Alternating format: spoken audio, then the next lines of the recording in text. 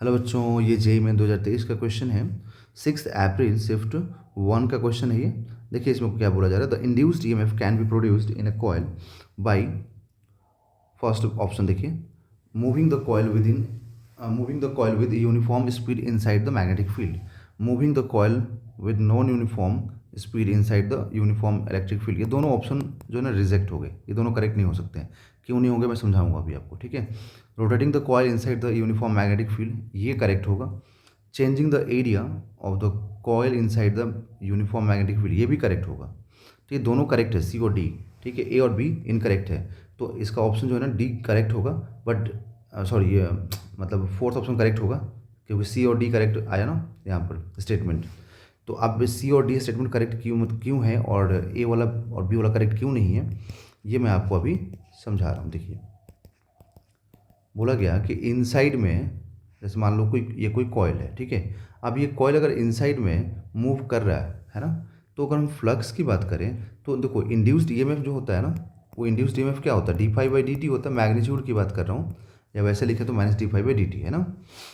मतलब कि अगर फ्लक्स चेंज होगा टाइम के रिस्पेक्ट में तभी जाकर के ईएमएफ इंड्यूस होता है। तो यहाँ पर देखिए फ्लक्स का फॉर्मूला क्या होता है, बी ए कॉस थीटा, ठीक है। तो यहाँ पर ना ही इस कॉइल का कोई डायमेंशन में चेंज आया, क्या ये डायमेंशन चेंज हुआ, नहीं हुआ। तो डायमेंशन में चेंज आ नहीं रहा है। मैग्नेटिक फील्ड के बारे में कुछ बोला नहीं है, तो हम कांस्टेंट ही मानेंगे इसको, ठीक है।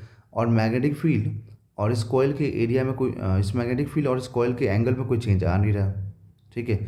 तो ना यहाँ पे बी चेंज हो रहा है, ना ए चेंज हो रहा है, ना थीटा चेंज हो रहा है। जब कुछ भी चेंज होगा ही नहीं, तो चाहे यूनिफॉर्म स्पीड से मूव करे चाहे वेरिएबल स्पीड से मूव करे, क्या फ़र्क पड़ने वाला है। यहाँ पर कुछ इंड्यूस होगा ही नहीं, क्योंकि जब तक कुछ चेंज नहीं होगा इन तीन फैक्टर्स में से टाइम के रिस्पेक्ट में, तब तक ईएमएफ नहीं होगा, ठीक है।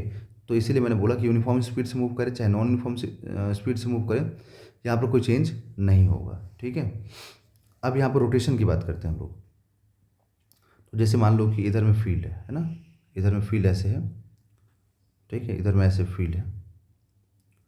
अब एक कॉइल है, जैसे कि मान लीजिए ये कॉइल ऐसा रखा गया है, ठीक है।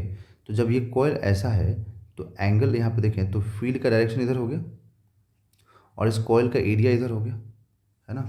फील्ड आप देखिए तो फील्ड तो यही हुआ ना, और ये एरिया हो गया कॉइल का, तो यहाँ पे एंगल है, ठीक है, समझ में आया। अब अगर ये रोटेट करते रहेगा तो ये एंगल बार बार वेरी करते रहेगा, क्योंकि फील्ड के अंदर अगर रोटेशन होगा तो ये एंगल बार बार वेरी करेगा। और अगर एंगल वेरी करेगा तो फिर ये फ्लक्स वेरी करेगा टाइम के रिस्पेक्ट में। अगर फ्लक्स वेरी करेगा टाइम के रिस्पेक्ट में, तो आपको यहाँ पे इंड्यूस्ड ईएमएफ मिलेगा ही मिलेगा, ठीक है, समझ में आया। अब अगर मान लो जस्ट मैं इसी चीज़ की बात करूँ कि इसी फील्ड के अंदर एक कॉइल है ना, और मैं बोल रहा हूँ कि इस कॉइल का एरिया मतलब चेंज हो रहा है। अभी इतना एरिया था, अब ये वाला एरिया हो गया, ये वाला डॉटेड वाला हो गया।